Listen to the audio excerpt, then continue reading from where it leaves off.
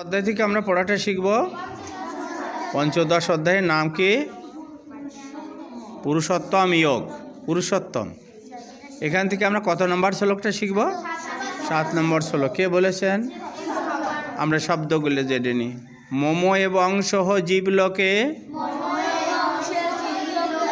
জীবভূত সনাতন মনঃ ষষ্ঠানি ইন্দ্রাণী প্রকৃতি স্থানী কর্ষতি। মম এবং সহ জীবলোকে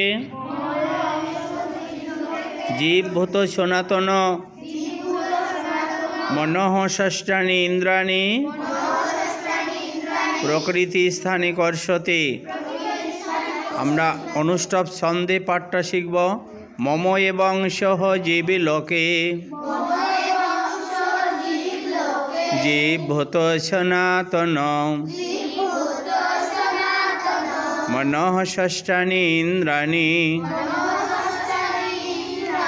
প্রকৃতি স্থানী কর্ষতি। মম এবং সহ জীবলোকে জীবভূত সনাতন